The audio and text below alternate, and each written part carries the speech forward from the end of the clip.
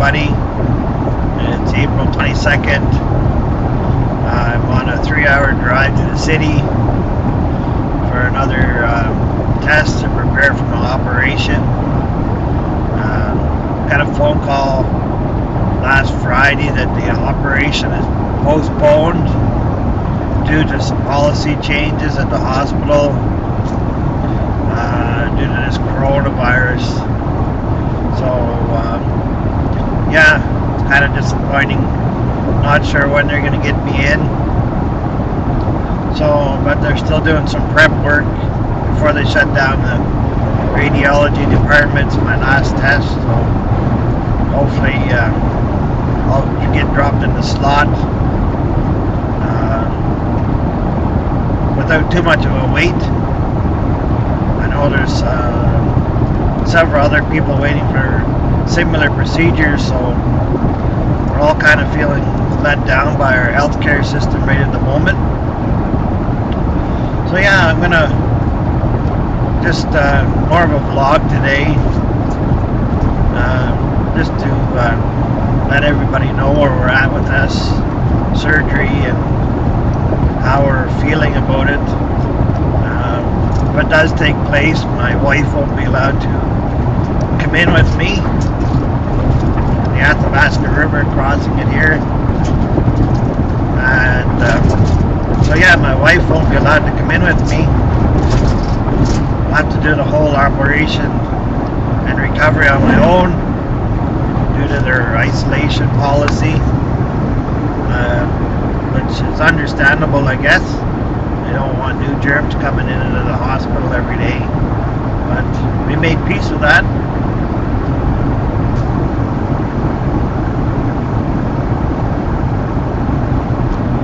Made peace with that. Record.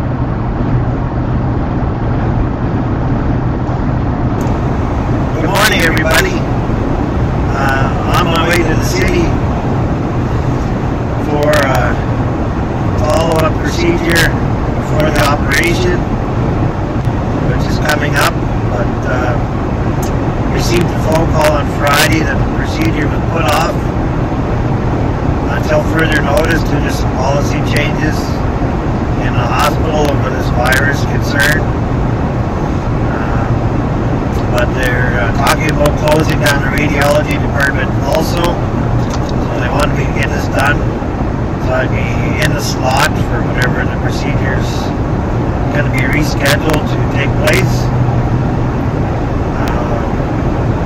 Today's going to be more of a vlog, so I got a 3-hour drive to the city by myself because my wife's not allowed to attend procedures when I go in today.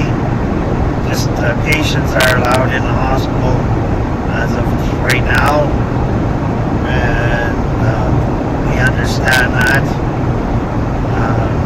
But when my surgery was coming due, she wasn't going to be allowed in to that either, so the 3 to 4 days in the hospital by herself, and she made peace with that much as we could. We're trying to appreciate the situation and get over it, but now postponed indefinitely, whatever that means. So yeah, just getting this last test done before they close down anymore the hospital and send more people home. So I just want to start by saying happy birthday to my wife.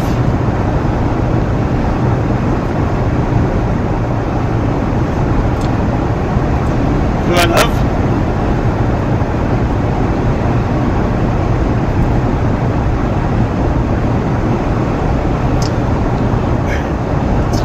Love to take her out to dinner tonight, but she's at home waiting patiently for me to get back. Say happy birthday to my daughter. But you can't throw a party for her tonight. You can't even give her a hug. Because the law says you can't touch anybody other than those who live with you. If you've been following the channel, you know grown family and grandkids that we haven't been able to hug for 4 weeks waiting for this procedure to take place. So it's going to be a bit of a drive today. I'm not going to spew the whole time. I'm going to let you watch some of the view as I drive down the road. I wrote a letter to our MLA on Monday. I'm going to read that to you. And I haven't heard back from him. I don't know if I ever will. But I'm going to read the letter. And you guys can have your 2 thoughts on it. And hopefully understand. Our healthcare seems to be broken. Going forward, I don't know if it will ever repair itself in a timely manner to meet the needs of the people who require life-changing procedures. Transplant patients, heart surgeries, cancer patients, liver transplants, liver repairs, emergency surgeries where surgeons have been cut back to a bare minimum just for isolation purposes, I guess. But our healthcare system is grinding to a halt very quickly because we're all scared that we may get infected because we can't get the whole truth of the situation. We don't understand it. It makes us frustrated. So I'm going to leave you with that. And you can watch some of the road as we drive down the road to the city and listen to the letter I've written to the MLA, and then we'll sign off after the letter, and you guys can put that in your thoughts, prayers for the people who are requiring these procedures. It's not just the cold or the life-changing things that are getting dropped between the cracks now and will never be caught up. I'm sure the system will never catch up because we were short on staff to start with in most places. So please have a listen to the letter, and you guys can put your 2 cents in, but say happy birthday to my girls today, and we'll see you around supper time when I get back. But yeah, it's a 3-hour drive to Edmonton, 3-hour drive home for a half-hour test, and at least it's getting done and they're keeping the workup going, so maybe I'll only be dropped in the list somewhere shortly if we can get this surgery out of the way. But as of right now, we're on postponed and on hold. And because it was supposed to happen next week on April 28th. So anyway, signing off for right now. Enjoy some of the road. I travel to Edmonton as I read the letter off. You might see a tear or two because it actually touches my heart. The people are not getting procedures that they've been planned and booked for and hoping for. Not just my heart, but several other procedures. So, anyway, check out the letter, and you guys can have a listen, and hopefully you realize the system's broken, and it's going to be a long time fixing it. Thank you for listening, and continue to watch and like Steal More Stories on our channel. As long as we can post videos and I have the help to do some outdoor videos, we'll do them. And if not, we'll dip into some history videos and go from there. Just an update of what's happening in our lives right now. Over and out.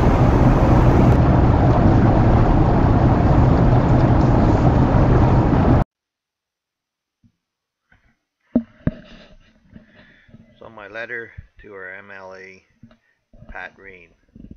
Dear Pat Rain, Premier Kenney, Chief Medical Officer Dina Himshaw. Good morning. I would like to introduce myself and tell my personal experience. I have, and I'm sure others are, at the same time as well. My name is Richard Steeves and I live in Slave Lake, Alberta. I'm writing today to ask about our broken healthcare system. My story today is personal, and I know the facts I am talking about. I have had a heart condition all my life. Born with a bad valve in my heart, I had it replaced 17 years ago and had been doing great up until last summer. So I went to get checked out and found that the valve was failing quickly. I had been doing all the prep work to get the surgery completed on April 28, 2020 at the U of A in Edmonton. This was to be completed in a timely manner so no damage would be done to the heart muscle and I would be able to maintain a lifestyle I am used to and keep up with my two wonderful grandchildren. As I grew up,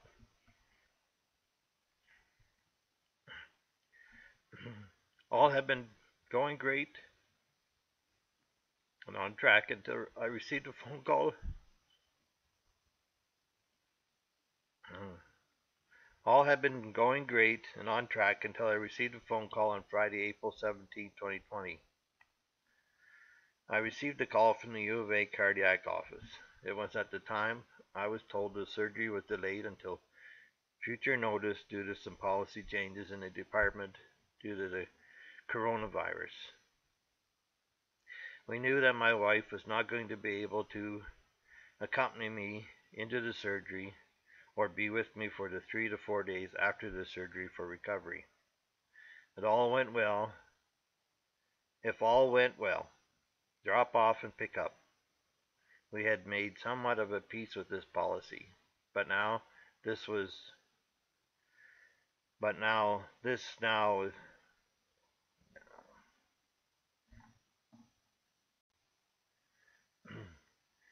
we knew that my wife was not going to be able to accompany me into the surgery or be with me for the 3 to 4 days after the surgery and recovery. If all went well, drop off and pick up only. We had made somewhat of a peace with this policy, but now they tell me it's not going to happen and not sure when it may ever happen, as the new procedure will put them so far behind. They have 9 surgeons on staff and normally do 9 to 12 surgeries per day. They are dropping back to 3 surgeons a day and booking only 2 surgeries per day and 1 doctor on standby for emergencies. The other 9 are on a 14-day isolation between their 7-day shift. They are saving the other beds for possible coronavirus patients that may need the space and ventilators. If they do the math on the month numbers, that means on a good average month can complete 200 procedures in 20 days cycle. That means about 160 other patients just in the U of A Heart Clinic received a phone call. The same phone call. If you do the math, if this policy is only in place for the next 4 weeks as per our Premier Kenney's plan, they will take up to 8 months to get ahead of these heart patients in the U of A hospital alone. Never mind the other new patients in Edmonton area and other Alberta hospitals that perform this same type of service. Plus all the emergencies that will be coming up as these are pushed off now. 3 doctors on staff and 9 at home because it may be just in case for a corona patient may need the bed with the ventilator. That means 9 heart patients who have been waiting and do need the care are to be collateral damage. For just in case scenario, how do the leaders of the province and the country get to play with people's lives like this? I know this type of delay has been happening in other departments, so please let me know who gets to pick. The more delays you see in this type of procedure, the longer it takes to catch up and move forward. Always playing catch up only leads to mistakes. We had a great quality of care in Alberta and Canada, but I'm afraid that we have lost it in the last few weeks. I know that cancer patients, joint replacement patients, organ transplants are not in a place to be able to be put off on the back burner and let them hope to get back on the list again. We are beginning to feel like second-class citizens and feel left behind as our health system leaves us behind. Some of us, many, feel like we will never make it to 2020.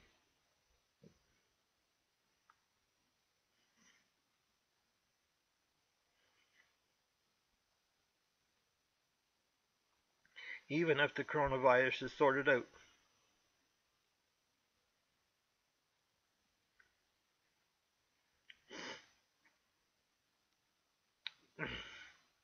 We have played by the rules.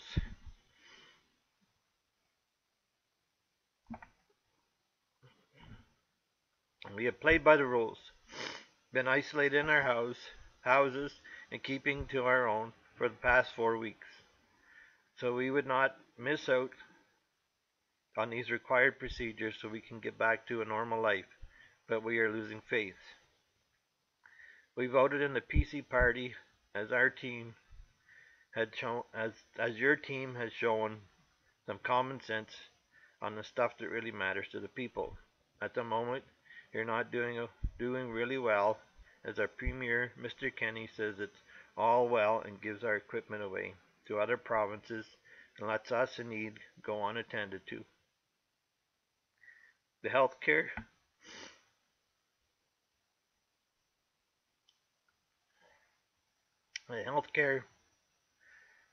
system is falling apart, and would like to hear the plan on how we as Albertans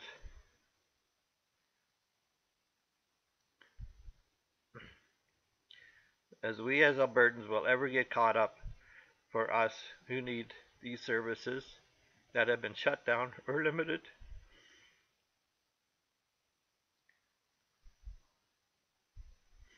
To the point we are scared for our lives.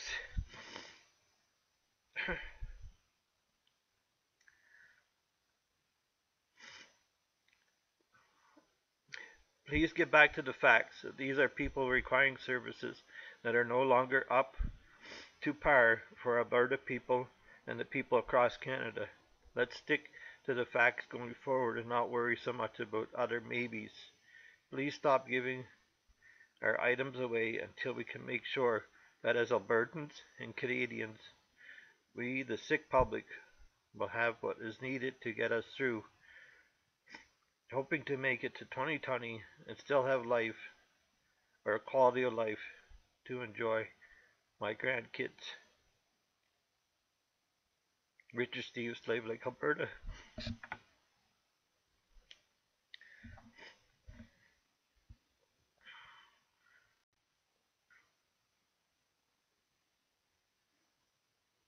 Thanks for listening.